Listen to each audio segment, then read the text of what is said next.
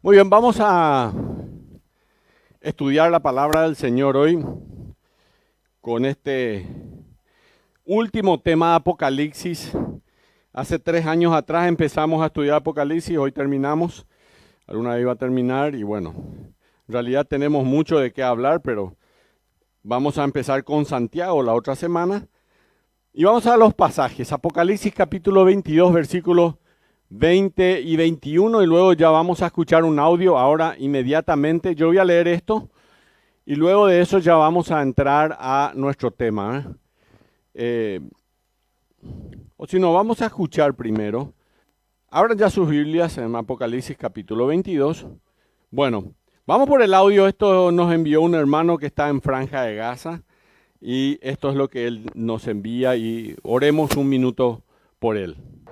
Ahora 26 de los familiares de nuestras de la iglesia subterránea. Estamos prácticamente sin rumbo.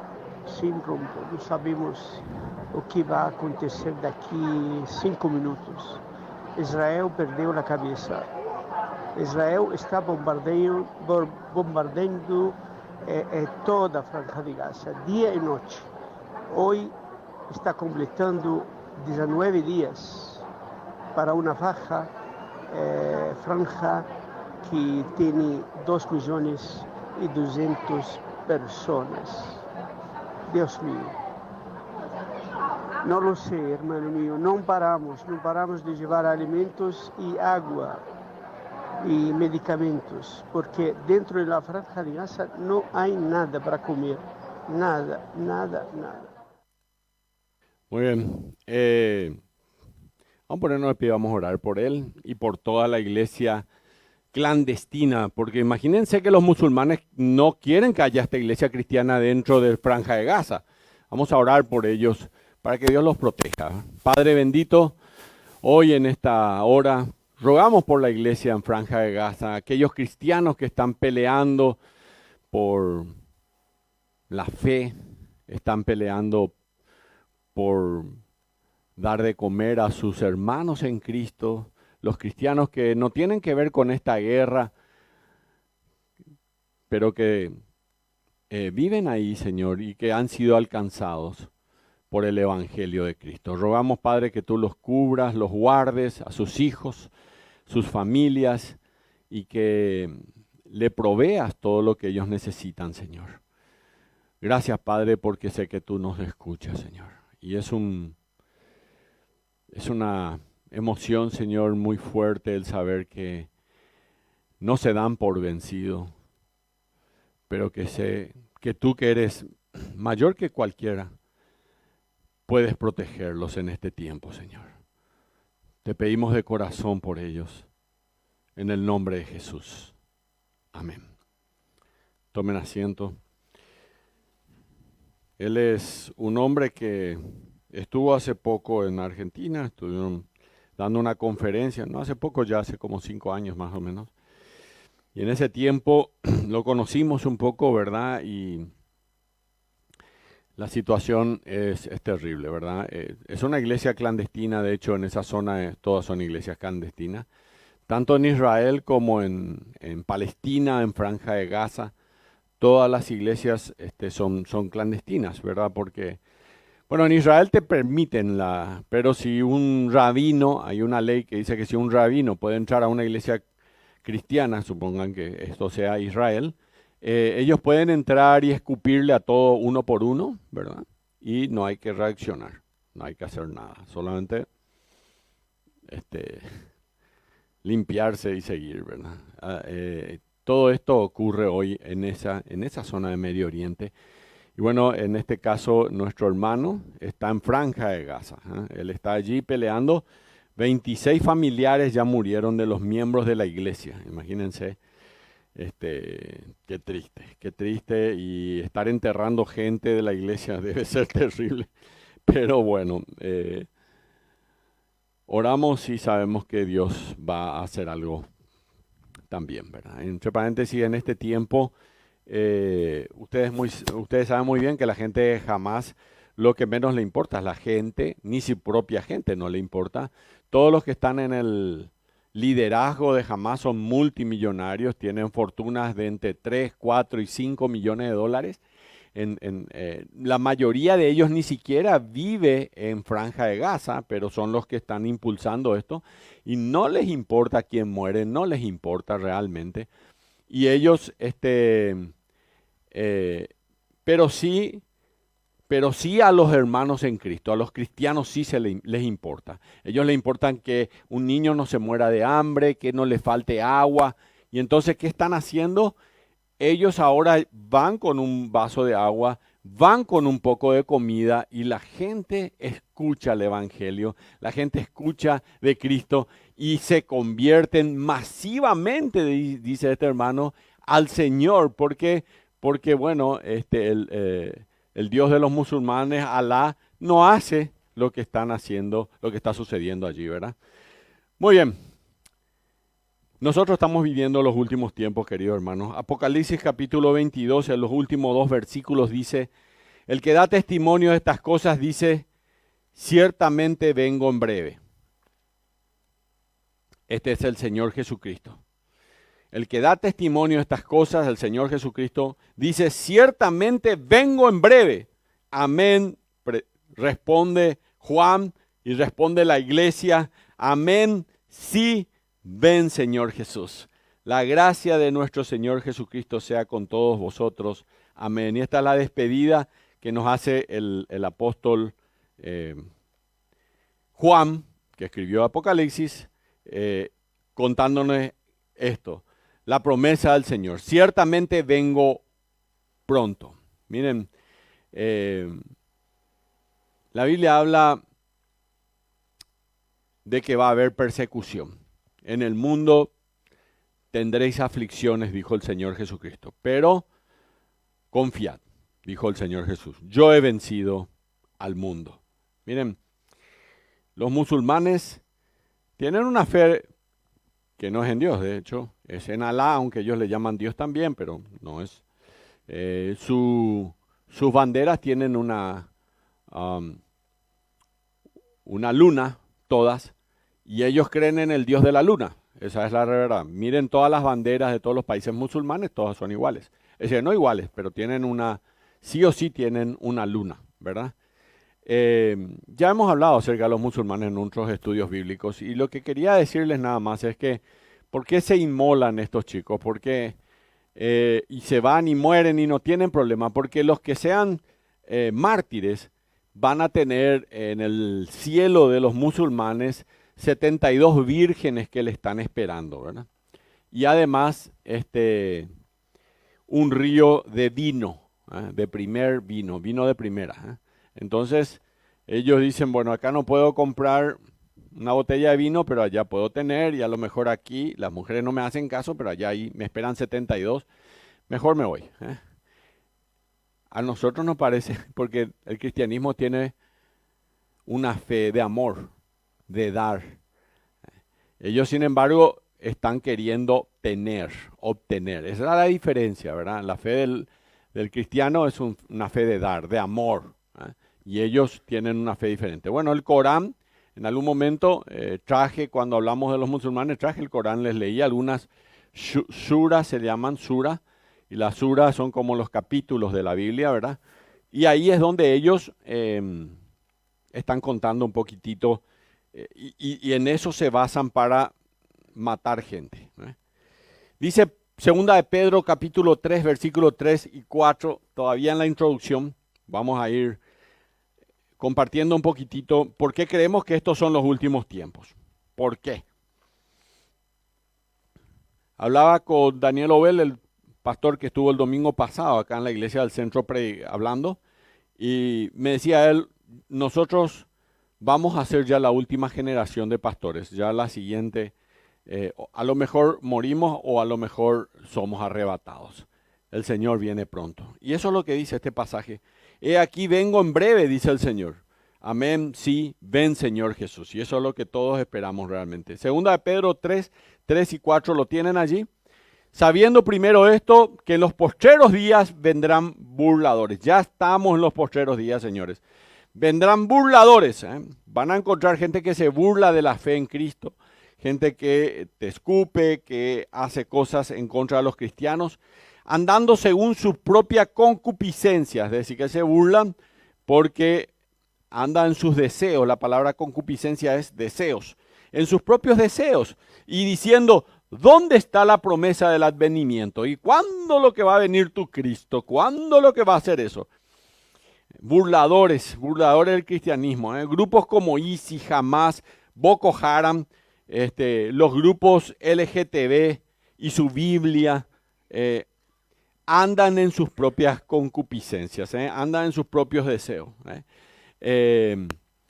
Y eso es lo que está sucediendo hoy día, ¿verdad? Y es galopante.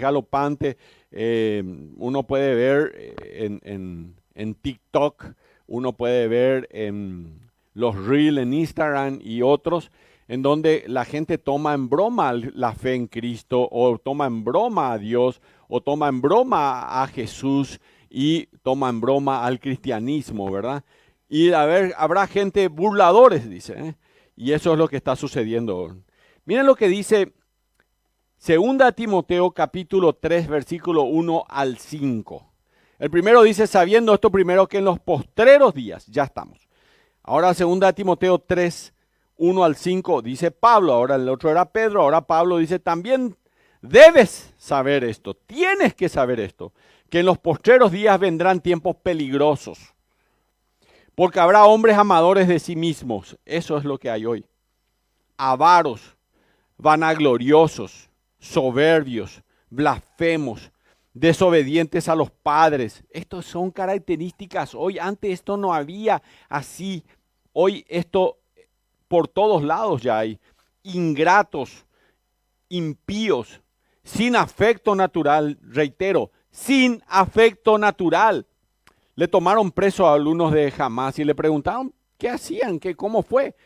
Entraban, lo veían a un niño en la cama y le tiraban bala. Tomaron 30 niños y fueron y los sacrificaron como un sacrificio satánico. Entre paréntesis, Satanás toma niños, ¿verdad? Halloween, ayer estuve hablando acerca de eso. Ellos hacen sacrificios de niños, sobre todo sacrificios de niños. Por eso en esta época, en todos lados del mundo, desaparecen niños. Así que dice acá, sin afecto natural. Ellos no tienen ningún afecto natural. Ayer escuchábamos el testimonio de un hombre que salió del satanismo y él contaba cómo habían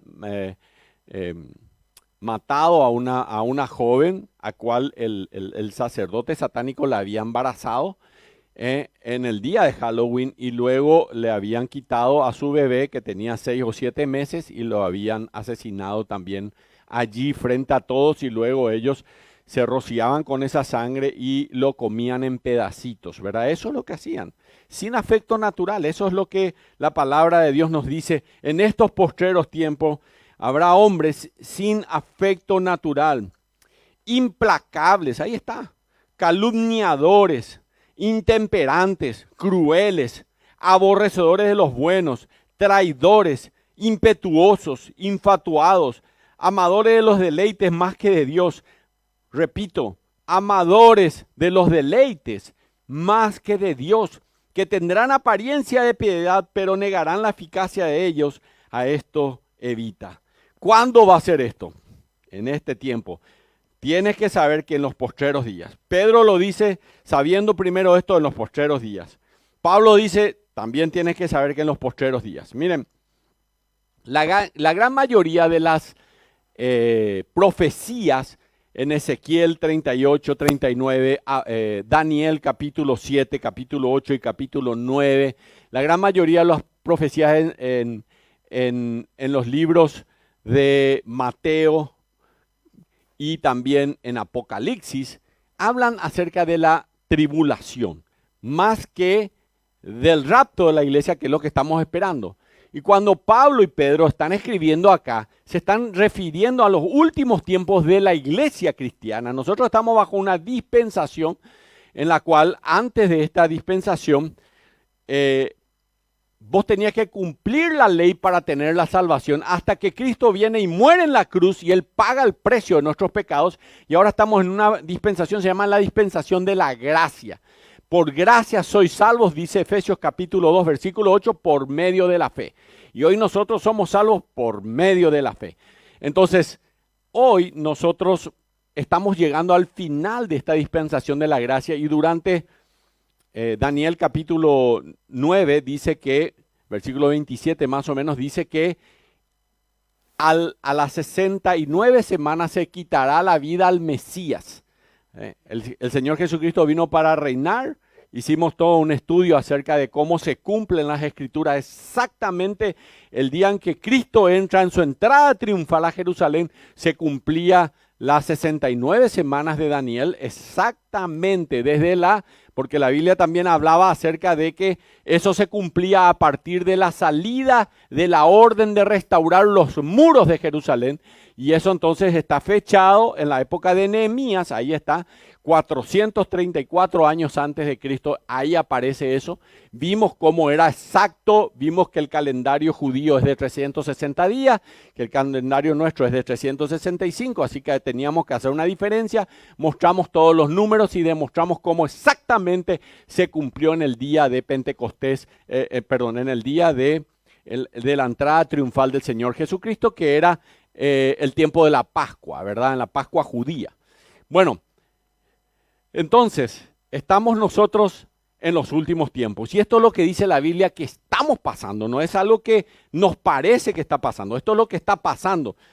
Acá lo dicen. Miren lo que pasó en Franca de Gaza, pero esto pasa en todo el mundo. Mujeres que son violadas y hombres también hoy, porque existe los gays y todo eso.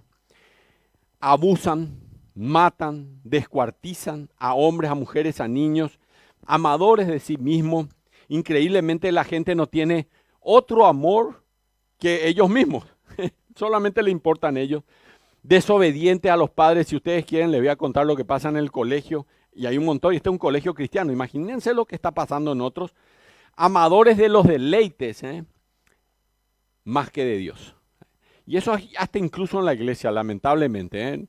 Y espero que no acá, pero sí en otras iglesias lo he visto. Gente que tiene algo como le llaman los permitidos. Yo tengo mi permitido. Tipo, si este domingo vengo a la iglesia, tengo un permitido faltar el otro. Este es mi permitido, ¿viste? Ya, Dios. Suficiente, ya un domingo me fui, el otro no, ¿qué?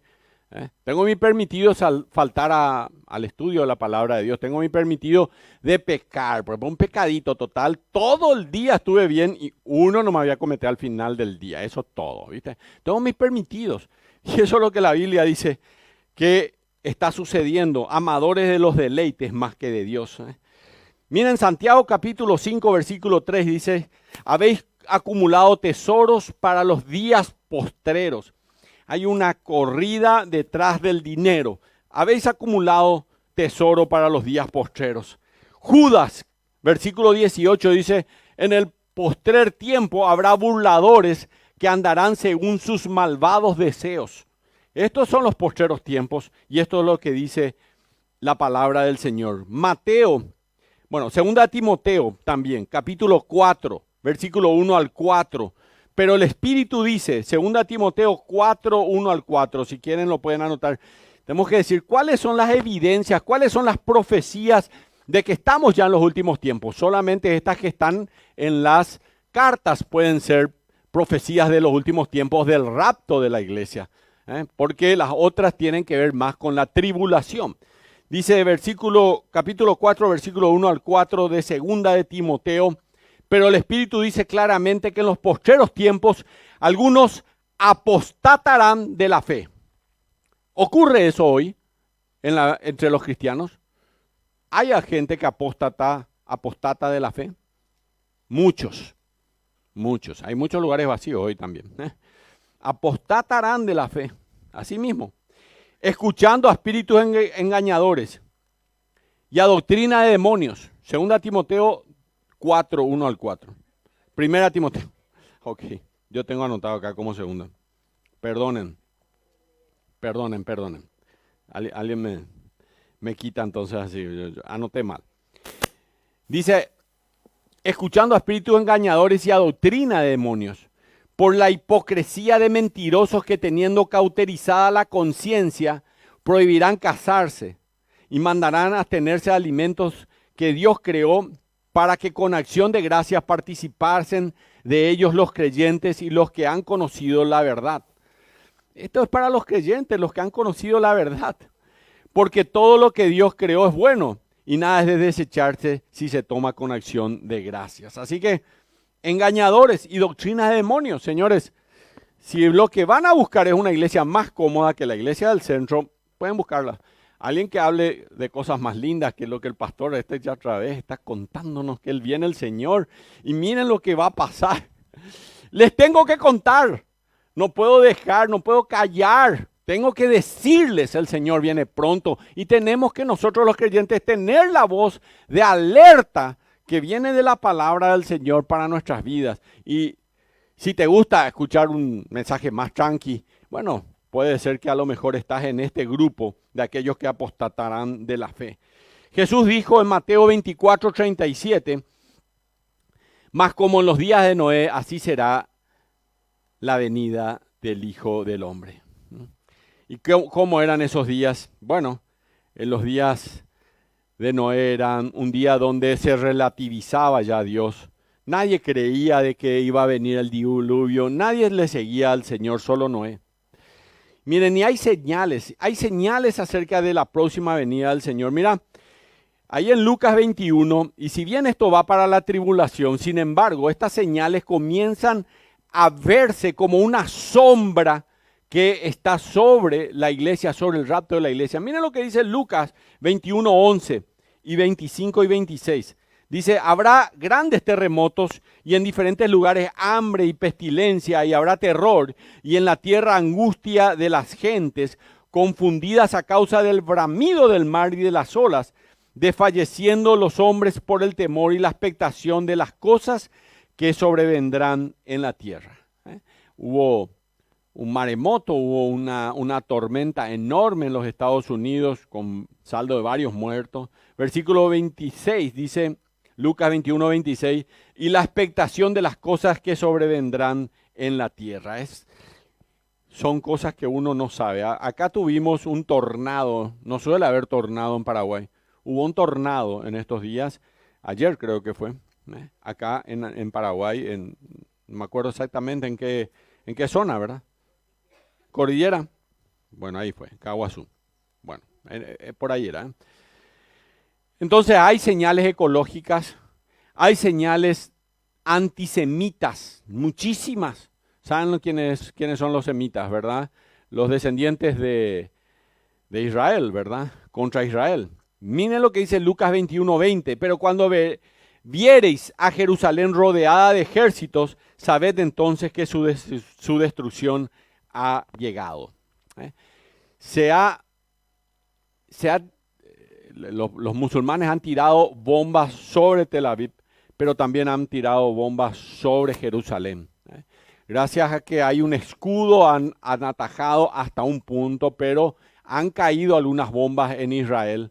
Uno de los lugares donde más es bombardeado es justamente la zona del aeropuerto de Tel Aviv, ¿verdad? Y había muchos paraguayos que en un día agarraron y salieron en vuelo y volvieron a Paraguay. Gente que va de turismo. El turismo de Israel es uno de los fuertes, pero nadie puede estar hoy día ya en Israel porque es bombardeado por todos lados Israel. Miles de bombas, miles. 4.500 bombas creo que en una semana fueron enviadas hacia Israel. Algunas cayeron. Versículo Zacarías 12:3 dice, y en aquel día yo pondré a Jerusalén por piedra pesada a todos los pueblos. Así va a ser. Capítulo 21 de Lucas, donde estábamos, versículo 8, dice, mirad que no seáis engañados, escuchen lo que dice la Biblia, porque vendrán muchos en mi nombre, mas no vayáis en pos de ellos. Acá ya hay algunas iglesias que se dicen cristianas que tienen apóstoles, hay otras iglesias que se dicen cristianas que tienen querubines. Realmente es una locura Una locura. ¿De dónde quitan eso? No está en ningún lado la palabra de Dios. Otra señal es la persecución religiosa a los cristianos. Lucas capítulo 21, versículo 12 dice, pero antes de todas estas cosas os echarán mano y os perseguirán y os entregarán a las cárceles. Miren, solamente en Bolivia se quemaron 30 iglesias cristianas evangélicas sobre todo, ¿verdad? En Chile, además de las iglesias católicas, que fueron 9 más o menos, se quemaron otras 20 a 30 iglesias cristianas también evangélicas. Son perseguidos los cristianos. En Perú, una cristiana que es senadora, con quien estuve conversando, se llama Milagros Aguayo, pueden buscar después en internet quién es ella. Ella contó que se cerraron todos los colegios cristianos, todos. Solo quedaron 1 o 2 que se sometieron al gobierno comunista que está allí hoy, ¿verdad? Entonces están todos cerrados los colegios cristianos. Ya no se puede predicar el mensaje del evangelio.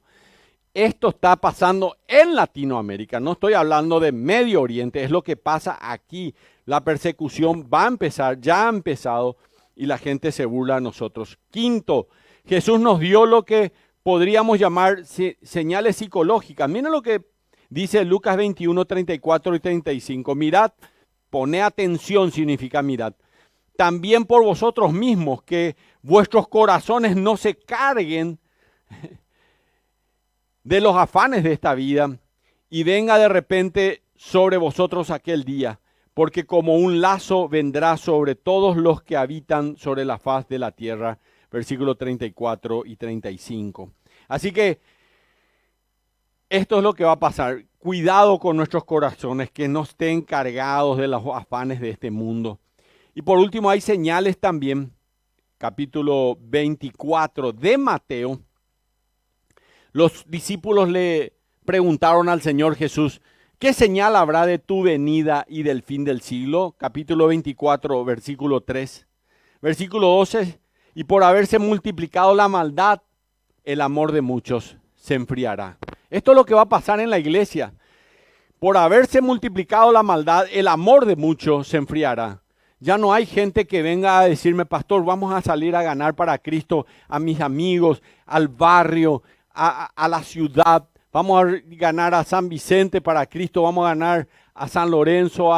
Nadie ya se acerca. El amor de muchos se ha enfriado. Sinceramente, vos que antes hacías eso, vos que antes salías y predicabas el evangelio y querías que más personas conozcan a Cristo, se te está enfriando el amor. Es señal de que estamos llegando a los últimos tiempos. Capítulo 3, versículo 1 de Apocalipsis dice, Pablo a una de las iglesias en ese lugar dijo, tienes nombre de que vives y estás muerto. Estas son las señales de los últimos tiempos. Estamos cerca.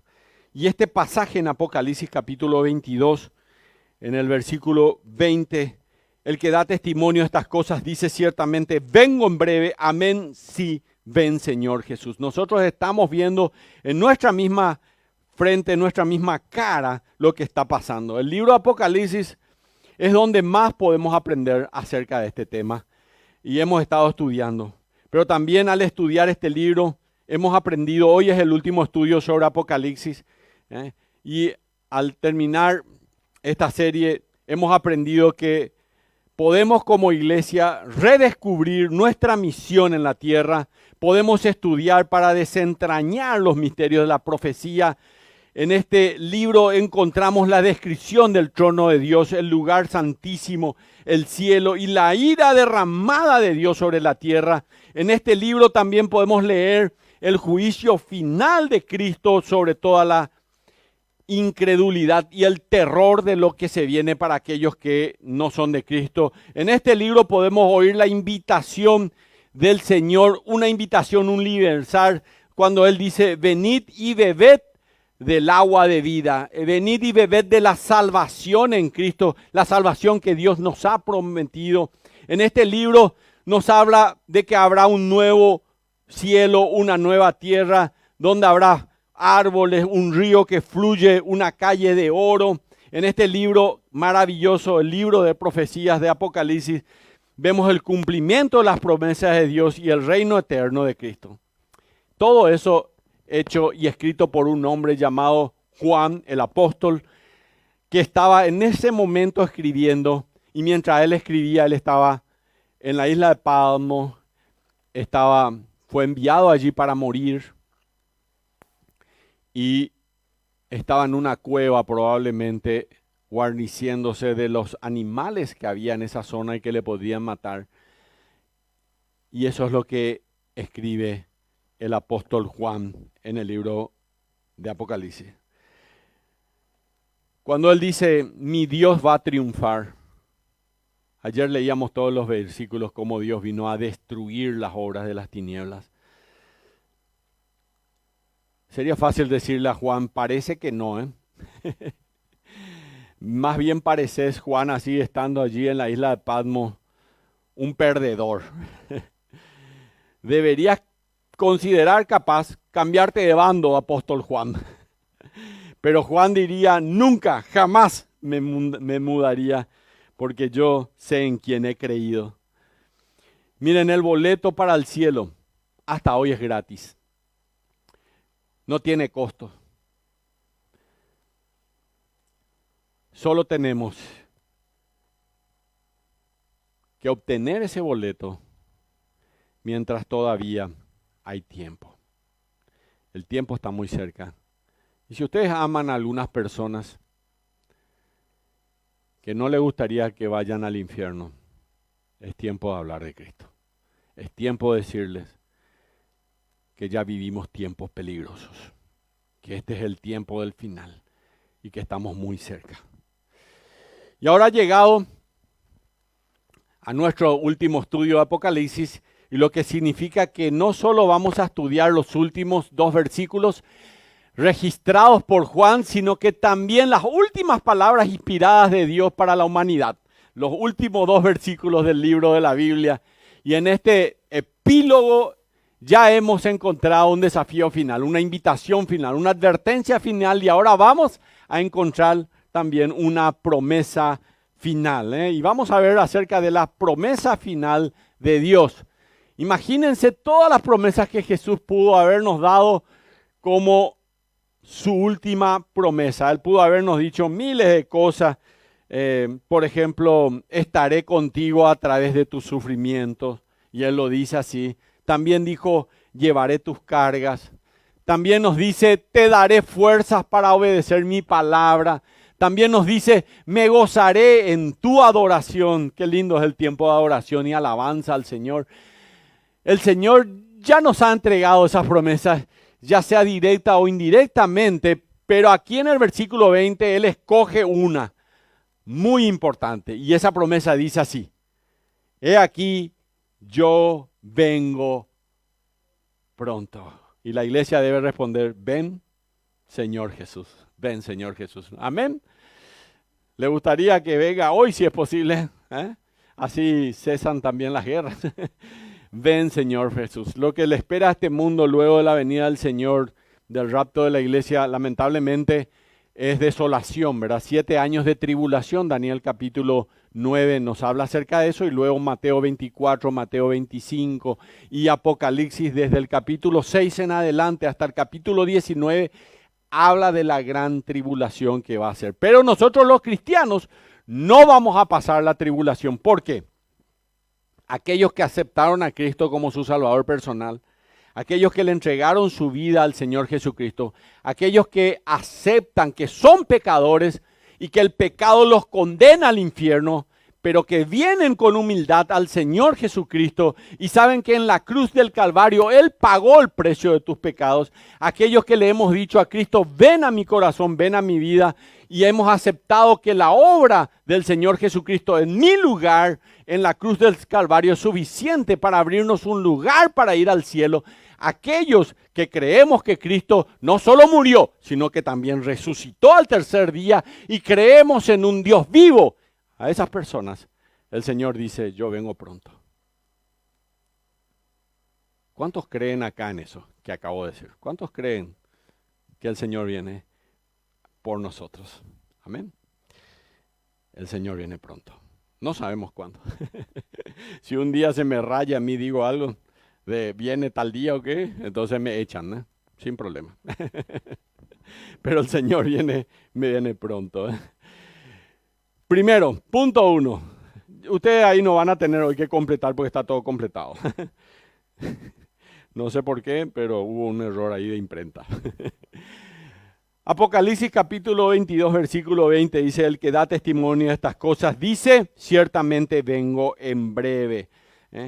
3 veces el Señor Jesucristo, capítulo 22, versículo 7, he aquí vengo pronto. Capítulo 22, versículo 12 dice, he aquí vengo pronto. Y ahora capítulo 22, versículo 20 dice, ciertamente vengo en breve.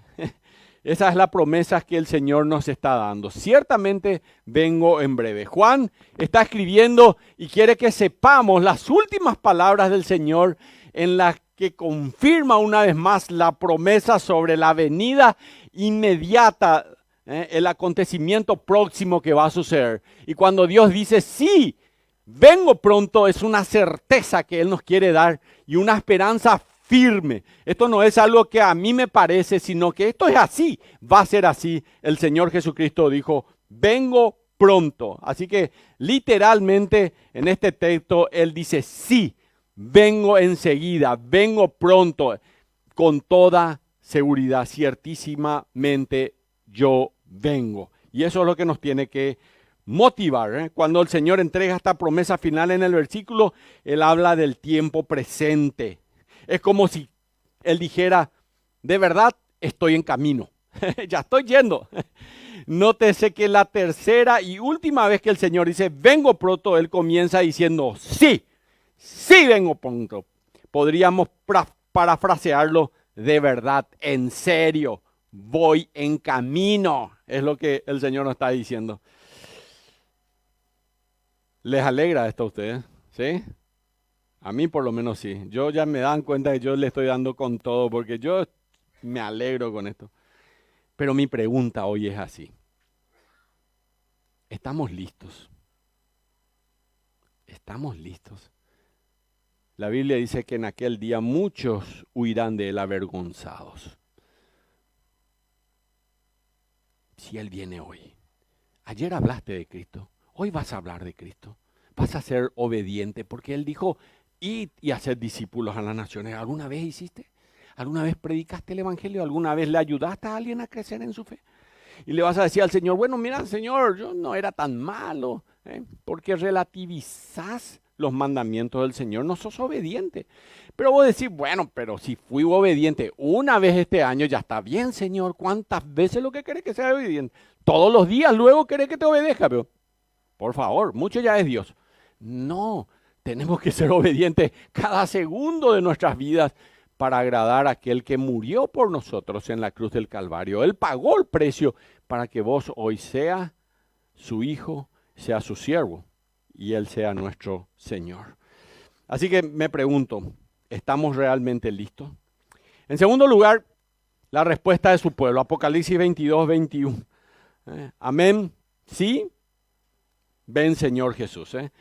La respuesta del pueblo debe ser, ven, Señor Jesús. El amén aquí de Juan dice una identificación plena de lo que Cristo está prometiendo en cuanto a su regreso. Jesucristo entrega esta promesa final a un viejo apóstol exiliado allí, escribiendo desde una cueva. Quiero que sepan que estoy en camino, y Juan dice, amén, Señor, por eso ven pronto. Y ahora necesitamos saber que una cosa es decir amén en esta iglesia y en la iglesia, y otra es salir a vivir de tal manera que podamos orar, Señor, ven en cualquier momento que quieras porque estoy listo. Aquí, entonces, ese es el ven, sí, ven, Señor Jesús. Y esta debe ser la oración permanente de la iglesia y de cada cristiano hoy. Las palabras, ven Señor, en el arameo son las palabras Maranata. Habrán escuchado hablar ya, pero no sabían qué es lo que quiere decir eso. ¿Qué es lo que quiere decir eso? Maranata. Nosotros no podríamos saludar así, tipo, para ser un poco diferente. Maranata. Hay iglesias que hacen, entre paréntesis. Bueno, pero no hagan nomás esas cosas. ¿Y qué significa Maranata? Señor nuestro, ven, ven Señor. ¿De qué otra forma esperaríamos que Juan responda a la promesa de Jesús? Maranata, ven Señor Jesús, Señor nuestro. El apóstol Juan acaba de ver el fin del mundo en el Apocalipsis. Además, acaba de ver la gloria del trono de Dios. Acaba de ver el apóstol Juan mientras escribe Apocalipsis la belleza del cielo. Y acaba de ver todo esto y no es de sorprenderse que él diga, ven Señor, ven. ¿Por qué ustedes creen que la iglesia paró 8 semanas para hablarle acerca del pasaporte al cielo? Para contarles lo que vamos a estar en el cielo y lo que nos espera allá. Solamente para que ustedes puedan decir, Señor, ven. Yo quiero estar ya allí contigo en el cielo. Me gustaría estar en ese lugar. No por una cuestión de que la calle va a ser de oro y que ahora te falta plata y que además tu techo gotea todo y vos querés una mansión celestial. No por eso. Estas cosas son terrenales. Uno no querría ir al cielo solamente por eso, ¿verdad? Conté la historia hace un tiempo de que una colega mía, analista de sistemas informáticos, multimillonaria, de un apellido muy importante acá, no voy a decir,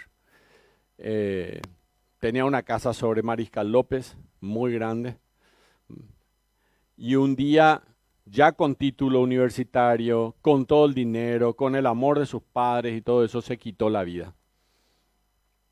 Así mismo. Quiero decir que lo material no es lo más importante en la vida. Lo más importante es tener a un Dios que te dice, yo estoy contigo. En las malas y en las buenas, yo estoy contigo. Y además, te espero. Qué lindo, te espero. Él va a venir a buscarnos y nos va a llevar y ya está ya en camino realmente. Y esta debe ser nuestra oración, esta debe ser, ven Señor Jesús. Y nos anticipamos. Primera de Juan capítulo 3 versículos 2 y 3 dice, amados, ahora somos hijos de Dios y aún no se ha manifestado lo que hemos de ser, pero sabemos que cuando Él se manifieste seremos semejantes a Él porque le veremos como Él es. Y todo aquel que tiene esta esperanza en Él, el que tiene esta esperanza en Él, dice el apóstol Juan, el que escribió el Apocalipsis, el que tiene esta esperanza en Él, se purifica a sí mismo, así como Él es puro. Miren, Charles Swindoll, un escritor que escribió muchos libros que alguna vez fueron de mucha utilidad para mí y hasta hoy son de utilidad, escribió sobre el pronto regreso de Cristo y dijo así, Maranata es una forma de decir que uno vive cada día para la gloria de Dios como si fuera el último día. Usted trabaja duro en su trabajo, trabaja en su hogar, trabaja en su iglesia, como si fuera hoy la última oportunidad. ¿Qué pasaría si hoy fue Señor, el último estudio bíblico que me permitís hacer? ¿Cuál sería? Y entonces usted brilla por Cristo. Usted permanece equilibrado, gozoso, amable. ¿Por qué? Porque está anticipando la venida de Cristo, que puede ser que sea hoy. ¿Qué implica la respuesta de su pueblo ante esa promesa final de Dios? En primer lugar, implica vivir esperanzados. Tito capítulo 2, versículo 13. Vamos a abrir nuestras Biblias allí. Tito capítulo 2 dice así, versículo 13, les leo, dice la palabra de Dios,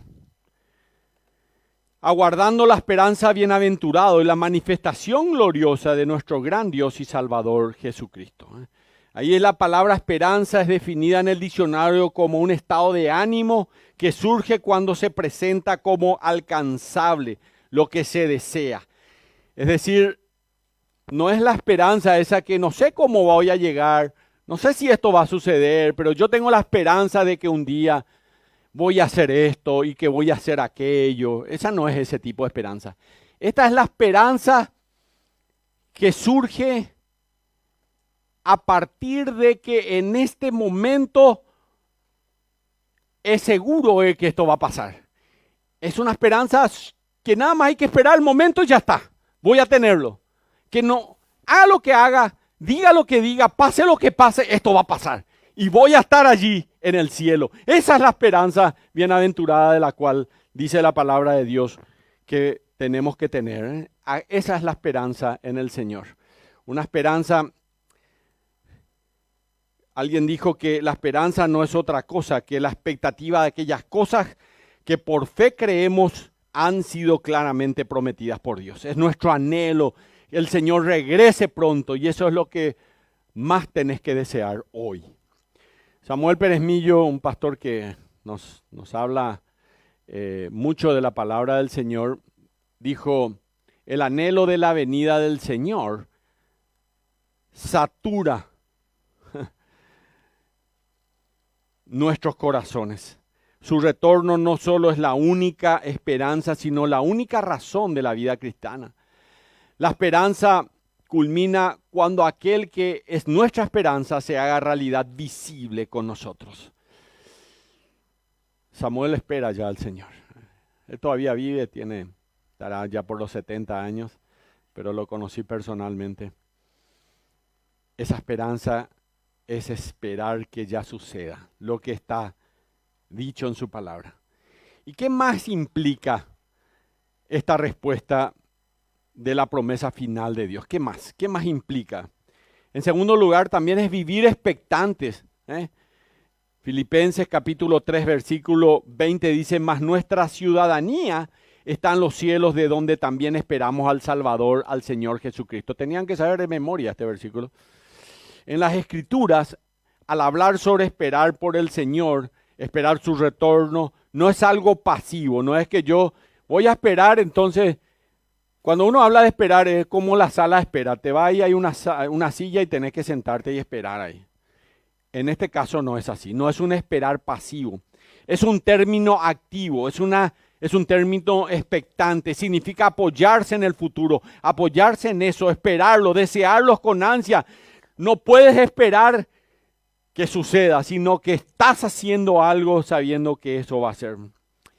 ¿Qué responderíamos a esta pregunta? ¿Qué evita que yo ansie la venida del Señor?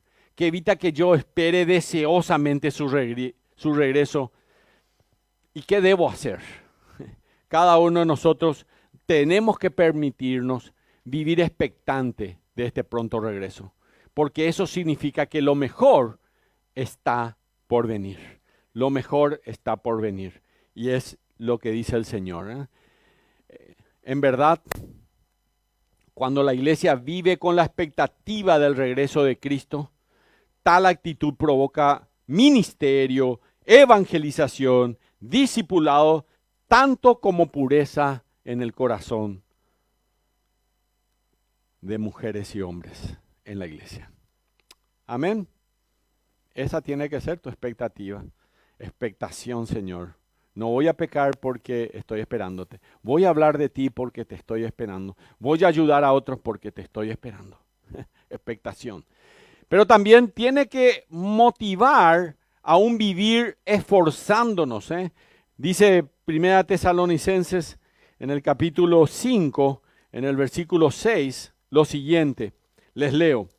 Dice así, 1 Tesalonicenses 5, 6, por tanto, no durmamos como los demás, sino velemos y seamos sobrios. No durmamos. No sé si ahora se están por dormir, ¿no? Gracias. Pero no, pueden ir a hacer una siestita, tipo 1 hora, y después expectantes ya del Señor. Los creyentes que están dormidos no están considerando la oportunidad que tienen, no están considerando su deber y por lo tanto no están preparados para la venida del Señor Jesús. Miren, Jonás había bajado al interior de la nave y se había echado a dormir. Si leen Jonás capítulo 1, versículo 5. Y también estaba durmiendo espiritualmente porque él se había rebelado contra Dios y no estaba dispuesto a cumplir con el trabajo que Dios quería que él hiciera. Y todo creyente que está dormido y que no habla de Cristo y que no quiere crecer en la palabra de Dios y que ser un verdadero cristiano, ser un verdadero miembro de la iglesia cristiana es una opción o una alternativa en medio de mis muchas actividades. Le toca este domingo a la iglesia, al otro no, pero este sí, el otro no. Es un creyente que está dormido. Eso es lo que dice la palabra del Señor. Es un creyente que relativiza las cosas del Señor. Así que está dormido como Jonás. Y está rebelado contra Dios, porque Dios no es su Señor. Cuando yo tomo las decisiones, no es que mi jefe toma las decisiones. Los que estuvimos en el servicio militar entendemos. Acá tenemos a uno que estuvo luego como, llegó a mayor, ¿verdad? Por ahí cerca, ¿verdad?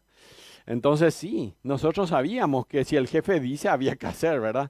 Tenés que hacer, no sé, 50 lagartijas. Y cuando terminaba no te aplaudía, te decía otras 50 más. Ya no daba más, pero hay que hacer. Y si terminabas esos 50, te decía otro más y después ya te decía que era una nenita porque cómo no vas a seguir haciendo y va a llorar o qué es lo que te pasa y todo eso, ¿verdad? Así éramos los que estuvimos en el servicio militar. Yo me acuerdo de esa época. Así que hay que vivir esforzándonos. Vivir esforzándonos nos habla del servicio a Dios. En ese servicio donde debemos invertir todas nuestras energías ante el regreso de Cristo. Él prometió galardones, Él prometió promesas de coronas, de premios, a quienes se esfuerzan por llevar adelante la misión que dejó antes de ascender a los cielos. Y esto es lo que el Señor nos prometió. El apóstol Juan termina el libro recordándonos de la gracia del Señor. El versículo 21 dice en Apocalipsis, y la gracia del Señor, dice, Jesucristo sea con todos de vosotros. Amén. Eso es lo que dice el pasaje. Y esta es la gracia que nos salvó. Esta es la gracia que perdonó mi pecado. Es la gracia que me salva hoy. Es la gracia que me va a llevar al cielo. Es la gracia que cada día me sustenta. Es la gracia que hará que un día tenga un cuerpo glorificado a cada uno de nosotros en el tiempo de Dios. Esta es la gracia. Y Él dice, la gracia de nuestro Señor Jesucristo sea con todos vosotros. Amén. Voy a concluir. Se va Apocalipsis, la semana que viene empezamos Santiago, pero qué emoción haber pasado por esto, realmente, qué emoción. Creo que Dios nos está preparando porque lo que se viene va a ser difícil, épocas difíciles en este momento vamos a vivir. Conclusión, al finalizar el Apocalipsis y la palabra de Dios escrita para nosotros, podemos afirmar en nuestros corazones en la promesa final de Dios. Nos podemos afirmar en esas promesas que nos dicen, yo vengo pronto y mi galardón con usted, conmigo, para premiar con abundancia verdadera a toda la obra y el trabajo de amor que hiciste. Vengo para que reciba mi pueblo fiel que ha hablado de mí para siempre, aquel mundo acerca de Cristo. Él murió por el mundo. Juan 3:16 dice, de tal manera amó Dios al mundo que ha dado a su Hijo unigénito. Y la respuesta nuestra tiene que ser, ven Señor Jesús, ven Señor. Y al finalizar Apocalipsis, dice un comentarista, tal vez será mejor guardar silencio y dejar que el Espíritu de Dios hable a cada uno de nosotros, conduciéndonos a entender mejor, amar más, obedecer con mayor fidelidad lo que Dios ha revelado en este libro de Apocalipsis. Samuel Pereznillo dice en torno a la esposa que espera el regreso del esposo, la iglesia es la esposa que espera el regreso del esposo, muchas voces se levantan para decirle, se ha ido para siempre, no espere su regreso. Sin embargo, la fe profunda en el compromiso del esposo celestial de venir a buscar a su esposa anula el susurro de la incredulidad, afirmándose en la fe que se sustenta en el amor para responder a los detractores de que Él viene pronto, su promesa es fiel y su palabra se cumplirá. Es posible que nuestros ojos físicos se cierren antes de ver el momento del regreso del Señor. Puede que muera antes. Pero esa puerta física cerrada va a abrir otra, admirable. El encuentro con el Señor para estar con Él para siempre. En algún momento de la noche de este oscuro mundo, mientras los enemigos de Dios están sumergidos en la vorágine de sus maldades y sumidos en la negrura de su condición, la luz de la estrella de la mañana va a anunciar para nosotros el momento, esperando ese encuentro con nuestro amado Salvador, el Señor Jesucristo. Y ya no habrá más lágrimas. Van a cesar para siempre. La angustia ya no va a tener lugar allá. La separación de los nuestros que ha producido dolor y lágrimas se tornará en un encuentro eterno. Entonces la fe tornaráse en una feliz realidad. El disfrute de la gloria del Señor, que no tendrá fin jamás, y donde la victoria en Cristo va a alcanzar dimensiones admirables en el cielo, jamás entendidas por nosotros. Y allí cuando estemos delante del Señor, le podamos decir a Él, gracias. Muchas gracias, Señor. Y mientras tanto aquí podemos decir, como dice el apóstol Juan, amén. Ven, Señor Jesús. Vamos a ponernos de pie y vamos a orar a Dios. Padre bendito, muchas gracias por tu palabra. Cada versículo, cada frase es un privilegio y un manjar espiritual, Señor. Y hoy te decimos como iglesia, sinceramente y de todo corazón, ven, Señor Jesús. Y mientras te esperamos, prometemos serte fiel, Señor. Prometemos seguirte, Señor. Prometemos alabarte y adorarte, honrarte y glorificarlo, hacerlo de todo corazón. Y aunque el mundo dice que esto no va a suceder, para nosotros esa esperanza ya está consumada, Señor. Porque nada más es esperar tu tiempo, porque sabemos que se va a cumplir esta promesa. Y confiando en ti, Señor, hoy queremos decirte, Señor, de todo corazón, ven, Señor Jesús, ven, te esperamos de todo corazón. En el nombre de Cristo Jesús. Amén.